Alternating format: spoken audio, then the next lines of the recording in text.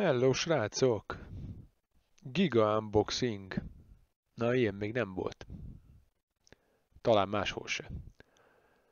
Nos, hát aki figyelemmel követte a csatorna videóit, hova tovább esetleg még feliratkozó is, az láthatta, tapasztalhatta, hogy mondjuk nem a legheavybb youtuber az, akire itt ráakadt. Abszolút csak ilyen hobbi jellegű koca videós vagyok, és hát ezek sajnos a videók minőségén azért többé-kevésbé meg is látszódnak. Nekem nincs greenboxom, nincs stúdióvilágításom, mint a nagyoknak, nincs profi zajszűrős mikrofonom, és hozzá szuper kamerám se, mint azoknak, akik mondjuk ezt főállásban nyomják, és megélhetésből youtuberkednek. Szóval ilyen abszolút basic cuccokkal nyomom, van egy mobilom, azzal veszem fel a videókat, meg OBS-sel, és egy Free DaVinci-vel vágom össze, azt jó napot kívánok, ennyi az összetap. Hát mivel, hogy ez ugye nyilván a videókon azért többé-kevésbé meglátszik, és messze-messze nem érem el a top youtuberek szintjét, ezért próbáltam ennek enyhítése érdekében itt-ott némi poénkodással kompenzálni ezt számos videóban, hát ez több-kevesebb sikerrel. No de, ez a basic korszak, ez a noob youtuber korszak, ez egészen eddig tartott, eddig a pillanatig. Meg majd fog is ezután a videó után, de most ennek az egy videónak az erejéig talán ki tudunk lépni a szürkeségből, mert halál komolyan mondom, hogy most talán olyan tartalmat fogok tudni bemutatni, vagy most talán olyan content lesz ebben a videóban, amit egyetlen másik YouTube videóban sem elérhető. Én legalábbis nem találtam, megmondom őszintén, hogy azért napokat nem kerestem, de gyors kereséssel egyetlen egy olyan videót se találtam a YouTube-on, amiben ez a durva hármas kombó benne lenne, amit most mutatni fogok.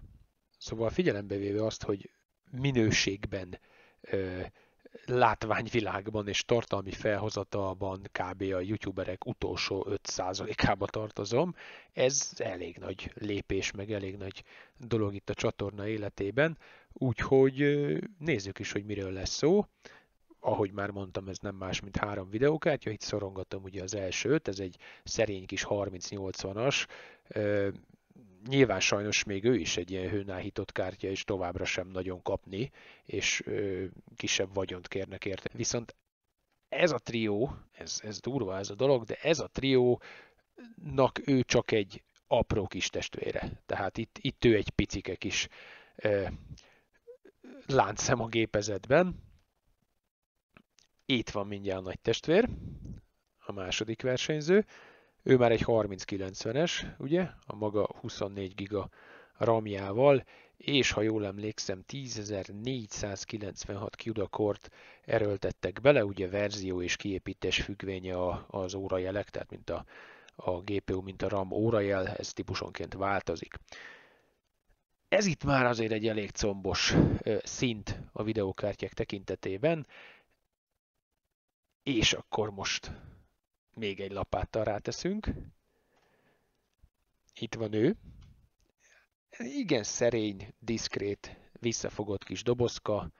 Lényegében akár egy, nem tudom, komolyabb napszemüveg is lehetne akár benne. Nagyon komoly.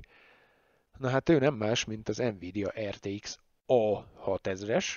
Ez nem összekeverendő az RTX 6000-essel, mert ez ugyancsak egyetlen betű differencia, egy A betű, de ez egy elég komoly eltérést jelent. Tehát ugye ő is a Quadro családba tartozik, és ezt a tábort erősíti, viszont míg az RTX 6000-es, az lényegében az előző generációs videokártyáknak, tehát az RTX 20-asoknak volt a nagy testvére, a keresztapja tulajdonképpen, úgy az A6000-es, az pedig a 30-as szériának, az RTX 30-as szériának a zászlós hajója, a vezérkártyája, és ugye a 3080-as, nem, bocsánat, a 2080-as TI volt akkor a top, azt hiszem 2 GB fedélzeti memóriával, és azt duplázták a Quadróba, abban volt 24. Na most nyilván szintet léptünk, és a 3090-esben már alapból 24 GB RAM van, ezért nyilván ezt kell megfejelni, és ebben a szörnyetekben, ebben a monstrumban, ebben az RTX A6000-esben ebben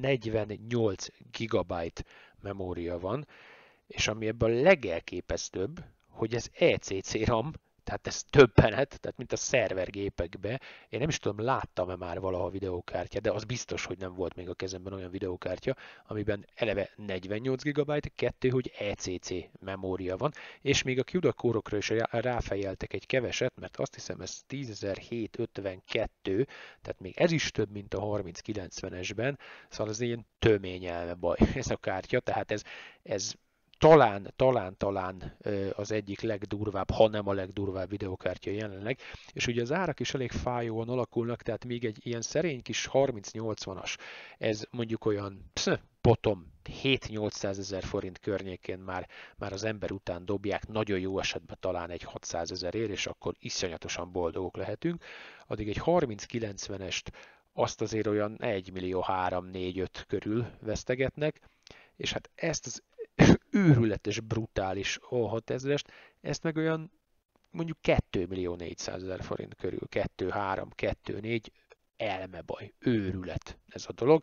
Szóval ez a 3 cukorbogár videókártya, ez egy ilyen laza 5 millió forint, ami tényleg, tehát fékezzük meg ezt az őrületet, tehát ez nem normális dolog szerintem, ez a videókártya gyártó kivételével senki nem gondolja úgy, hogy ez normális, szóval bízzunk benne, hogy ez hamarosan megáll és visszafordul ez a folyamat, de most csak, hogy tartalom legyen, azért ne ezen keseregjünk, hanem teszteljük be ezt a 3 videókártyát. Tehát először is rögtön kibontjuk ezt az A6000-est, a 3080-3090-es korábbi videókban már be lett mutatva, a kibontása az A6000-esnek még nem, ezt még én se láttam, úgyhogy ez tényleg itt lesz kibontva, és utána benchmarkoljuk a videókártyákat, viszont itt most egy picit elhanyagoljuk majd ezt a gaming benchmarkot, mert azért legyünk őszinték, ez a videókártya nem erre van. Még azt is megkockáztatom, simán lehet, hogy egy TimeSpy és egy Port Royal viszonylatában alul marad a többihez képest, ő nem erre van kitalálva. Azért megnézzük ezeket is, tehát én is kíváncsi vagyok rá, viszont azért egyéb nyilván inkább designer programokat és benchmarkokat fogunk teszteni, tehát akár egy Cinebenchet, akár egy V-Ray benchmarkot, és megnézzük, hogy mire képes ez a kártya, én is nagyon kíváncsi vagyok. Úgyhogy srácok, mérföldkő, történelmi pillanat a csatorna életében, jelen pillanatban, legalábbis a videórögzítés pillanatában ez 2021. december 2-a, én nem találtam olyan másik videót a YouTube-on, amiben egy RTX 3080-as, egy 3090-es és egy RTX A6000-es videókártya is szerepelne, úgyhogy nézzük a benchmarkokat. Na, bontsunk akkor egy RTX A6000-est, némileg remegő kézzel.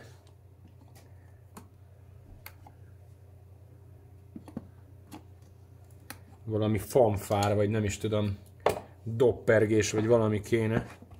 Elmebaj ez a dolog, de tényleg. Azt a rohadt! Hát ez így elég kemény, nem is tudom, ilyen plüss, ilyen bársony burkolat.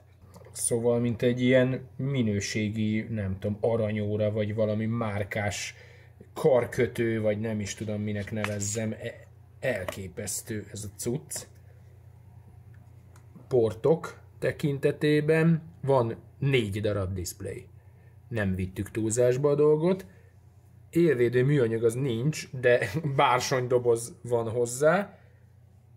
Ez itt hátul is nyitott, na ez viszont szimpatikus, mert a korábbi Quadro kártyának, illetve nem, egy 2080 Ti volt nálam egyszer egy időben, aminek ugye egy cooleres verziója volt, ez a Turbo nevezetű. Hát az valóban turbo, mert olyan, mint egy repülőgép, amikor úgy Isten igazából beindul. Ez nagyon jó, hogy elől-hátul cooler van. Szóval ez egy eléggé nyitott rendszer szerencsére, tehát ez hűtés szempontjából szerintem egy jó gondolat, mert ezek a régebbi turbós kártyák nagyon zajosak voltak. és elvileg a doboz hátulján is láttam, illetve a netes leírásokban, hogy ennek is van, most ezt nem fogom lenyitni, mert lényegében fölösleges, bár próbáljuk meg. Elvileg ez is összekapcsolható, hát nem tudom, mereme. És most nézem csak, marha komoly, 1 darab tápcsati. Na ez viszont elég érdekes, tehát ugye egy 3080-asnak 3 darab van, a 3090-esnek is 3 darab van, zabálják az áramot, mint az állat, ennek meg 1 darab van, és elvileg számítási teljesítményben ezeket szétveri, ezt majd meg fogjuk nézni. Itt vannak nekünk felirataink. Ugye itt van nekünk a NVLink, ugye, amit én végig SLI Bridge-nek neveztem, és itt van nekünk ilyen stereo és sync felirat, ha jól látom. Hát, hoppá, ilyen csatlakozók. Akkor próbáljuk ezt is. Nem olyan könnyű ezt kinyitni, mert ilyen nagyon pici kis rész van. Hát igen, ez akárhogy is, de ez egy korábbi nevén SLI Bridge. Most már ugye NVLink.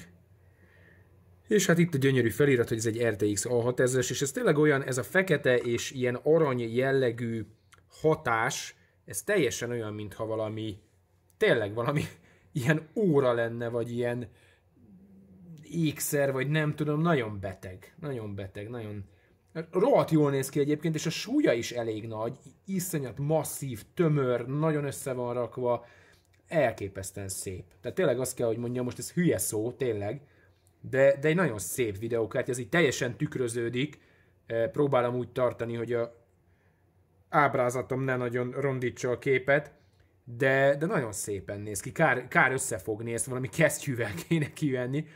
Szóval tényleg, hát ez egy ilyen 2 millió 2 kötőjel 2 millió 4 az összeg, amit ezért elkérnek, és ez egész fájdalmas, de azért bízunk benne, tehát ez egy jó esetben nyilván egy videókártyát valószínűleg nem tudom, Minecraftozni vesz az ember, vagy Paint 3D-zni, hanem ezek azért jó esetben igen hamar kitermelik az árukat. Tehát ezeket nyilván videórenderelésre, still image renderelésre használ az ember, és bízunk benne, hogy olyan számítási kapacitással, hogy elképesztő, és nyilván ezzel időt, energiát, áramot spórol, stb. És minél több képet, minél több videót tud lerenderelni, annál többet tud dolgozni, és nyilván annál több bevételt tud termelni. Tehát azért ezek jól megszolgálják az árukat, de hát valami elképesztően gyönyörű. Na jó, de várjunk csak egy pillanatot, hát még be se néztünk itt a doboz alá, hogy van-e bármi egyéb. Hát ha adnak hozzá egy hasonló dizájnnal rendelkező aranyórát,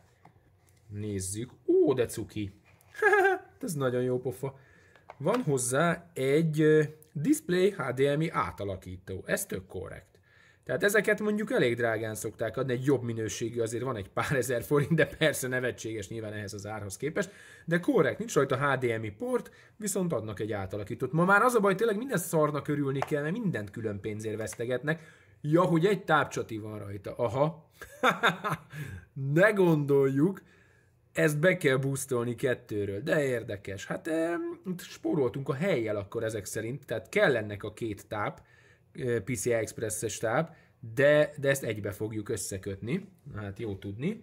Ezek csak kartonok, és itt még talán, hát ez is csak egy papírka, van egy ilyen nagyon cuki Quick Start Guide, hát ezt most nyilván nem fogjuk végigolvasni. RTX GPU, hát ez 2 ilyen übercuki kis könyvecske, lehetne valami kis figurát ide szélére rakni, mint régen rajzoltunk, és akkor mozognak közben a karakter. Jó, hát nyilván itt lufik és baseball sapkák és pohár alátétek nincsenek, tehát ez nem ez a gamer verzió, itt az elegancia és a kifinomultság próbál uralkodni, és egyébként szerintem úgy elég jól megadják a módját. A büdös életben soha nem fogom tudni ezt visszatenni, de azt nézd, ó, de gyári. Hát figyelj, komolyan, az a baj, hogy ez így, ez így nekem bejön, tehát nagyon szép, nagyon letisztult, nagyon elegáns, és nagyon rohadtul brutálisan állatira drága. Na hát ezt az elején észre se vettem, ilyen elképesztő trendi szlogenekkel jövünk, hát ez most így nyilván fejjel lefelé van benne, tehát ezek a feliratok nem olyan szépek, de ilyen über óvatosan visszatettem a kis bársony plüss dobozába, mint hogyha tényleg valami drága óra vagy ékszer lenne. Nagyon, nagyon prémium tényleg. Nagyon originál. Nagyon originált. Kosher. Hát ott van. Ott van a szeren. El is kérik az árát. Tényleg elmebaj, hogy hova jutott a technika, de picit olyan, hát nem tudom, hogy milyen szó lehetne jó rá, olyan bizonyos tekintetben ilyen művészi is már, ahogy ezeket így próbálják tényleg ilyen szépre megcsinálni, hogy legyen stílusa. Azért legyünk őszinték, egy számítógép alkatrészről beszélünk, ami bekerül egy PC házba, még csak nem is biztos, hogy annak üvegoldallapja van. Simán lehet, hogy a kibontást követően a büdös életbe soha senki nem fogja látni ezt a terméket. Mégis olyan stílust, olyan feelinget adnak neki, mint hogyha valami óra vagy ékszer volna, vagy valami dísztárgy, vagy ilyesmi, de hát ez csak egy videókártya. De hát nagyon szép, szóval tényleg, ha valaki megteheti magának, akkor vegyen egy ilyet és tegye ki a polcra, és gyönyörködjön benne. Ne tegye be a gépbe, szegény ne búgjon, ne melegedjen, és lehessen nézni. Ezt ilyen dekorációnak érdemes kirakni a polcra. Na jó, viccet félretéve, röffentsük be a 3 kártyát, tehát 3080-as, 3090-es és egy RTX A6000-es is szépen egymás után végigfut az elérhető benchmarkokon, és megnézzük, hogy mit tudnak ezek a kártyák. Nagyon kíváncsi leszek erre az A6000-esre. Na hát bekerült a test configba az Nvidia A6000-es. Ez nem világít, ez nem ilyen parasztvakítós verzió, csak kb. Minden más világít, azért tiszta kék minden. Ahhoz képest elég csendes egyébként, tehát ugye ez az 1 cooleres turbo verzió, viszont teljesen nyitott az egész kártya, lényegében 2 oldalról, ahogy mutattam, és majdhogy nem az egész egy véget nem érő hűtőborda. Ez a dupla kábeles megoldás, ez egy picit furcsa, ugye egy csati van rajta hátul, és abban egy elosztóba 2 PCI Express csatit kell belerakni, de ilyen nagyon átgondolt, letisztult, tehát semmi nincs rajta, túlzás, semmi parasztvakítás, semmi fölösleges, kiálló, csatlakozók, lukak, akármi. Ugye ez a 2 csatlakozó rész is le van takarva ilyen műanyag fedéllel, és akkor van rajta egy PCI Express slot, mármint tápcsati. Szóval ilyen elképesztően letisztult, full egyszerű, elegáns a dolog. Hát nem tudom innen alulról megmutatni, de ugye full tükröződik. Úgyhogy hát marha jól néz ki. Viszonylag nagy kár, hogy ez nem marad itt a maga 48 giga RAM-jával, de mindenképpen ugye tesztelnünk kell, hogy ne legyen hibás, jól működjön. Tehát a benchmarkoknak őt is alávetjük, meg hát ugye kíváncsiak vagyunk. Megvan a 3080-asnak, a 3090-esnek, és akkor most meg lesz ennek is a tesztje. Úgyhogy ilyen videókártya szörnyeket tesztelünk most kb. Egymás után. Közben még megnéztem egyébként a neten, tehát ugye vannak elmebeteg kártya árak, azért mutatok még róla pár szép képet. Van ugye, mi kirakom majd a képre, ez a legújabb beteg miner kártya is, azt hiszem 170-es. Még ilyen hiéna verzióban is, eBay-en, ott is ilyen, hát 1.700.000 kb. Tehát ugye ott azért erősen fog mindenkinek a ceruzája. Ez meg ugye 2,2-2,4, tehát szerintem talán túlzás nélkül állíthatjuk, hogy jelen pillanatban ez a világ legdrágább videókártyája, és akkor ez itt mosolyog a gépben, és most fogom tesztelni. Úgyhogy ez azért számomra is egy kicsit ilyen remegő kezet eredményez, de jelen pillanatban, tehát így 2021. december első hetében nagy valószínűséggel ez a világ legdrágább videókártyája. Na, itt mosolyog a gépben, Nvidia RTX A6000, processzor és a RAM és a monitor az változatlan, úgyhogy ezen a konfigon nyomjuk el a benchmarkokat, az alaplapot meg már korábban kiírtam, vagy majd kiírom megint, hogy mi van a gépben.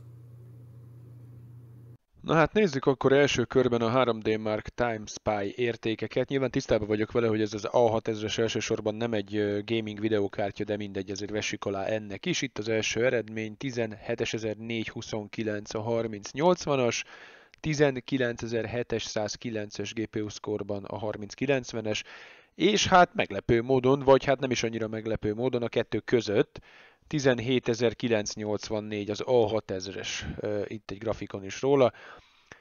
Igazából ugye ez nem egy gamer kártya, tehát nem lepődünk meg azért nagyon ezen az eredményen. Nyilván nem ártott volna, hogyha erősebb, de ez azért így kb. Reális. Nézzük a következőt.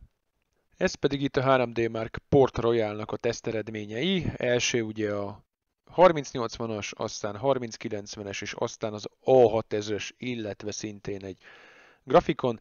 Hát itt is a kettő között helyezkedik el, tehát a 3080-ast megveri, viszont a 3090-es alatt marad. Itt még azért szintén nem annyira aggódtam. Nézzük a következőt. Ez pedig a V-Ray Benchmarknak a CUDA Core-os verziója. 1512 pont a 3080-as, 1700 pont a 3090-es, és 1648 az RTX A6000-es a maga 48 GB RAM-jával. Itt már azért eléggé elkezdtem gyanakodni, hogy itt valami nagyon nem stimmel. Meggyőződésem, hogy ez a videokártya ez erősebb, mint a 3090-es, nyilván az ára is nagyobb, CUDA Core is több van benne, illetve a memóriája is kétszer akkora. Tehát én azt gondolom, egészen őszinte leszek, hogy ezek a jelenleg futó, jelenleg használható benchmark programok nem tudják kihajtani ezt a videokártyát, nem képesek benchmarkolni a teljesítményét. Nekem ilyen render szoftverek nincsenek a gépemen, tehát se 3D Studio Max, se Maya, se Cinema 4D, se Arnold ugye a Maxba, se V-Ray, se semmi, szóval effektív csak a benchmarkokat tudom próbálni, magukat a programokat nem, tehát hogy mondjuk ráküldjek egy combosabb 1-2 órás rendert, aztán megnézzük, hogy mi történik. DaVinci renderbe esetleg tudtam volna egy GPU-s megoldást alkalmazni, viszont nekem csak free DaVinci van, és az pedig nem támogatja a GPU rendert, tehát a DaVinci Resolve Studio az támogatja a GPU rendert, viszont a free DaVinci Resolve az nem. Úgyhogy hát most egyelőre be kell érnünk ezekkel az eredményekkel, ami szerintem full nem valid, de nézzük a következőt. Ez még szintén V-Ray Benchmark, de ez az RTX-es verzió, itt a 3080-as az 2334, a 3090-es az 2806, és az A6000-es pedig 2639-es eredményt hoz, szintén kevesebb, mint a 3090-es, mondom, nagyon meglepődnék. Tehát sajnálom, hogy ilyen eredmények jönnek ki, és nem tudok igazán ezzel okosat mutatni. Én azt gondolom, hogy ezek ilyen fals eredmények. Nem tartom elképzelhetőnek, hogy a 3090-est ne tudná legyőzni az A7000-es, úgyhogy több benne a CUDA Core is, és az iménti az kifejezetten CUDA Core-os teszt volt, illetve kétszer annyi benne a memória is, úgyhogy szerintem ezt a tesztet egy kicsit később kellett volna csinálni, de hát most került ide egy ilyen videókártya.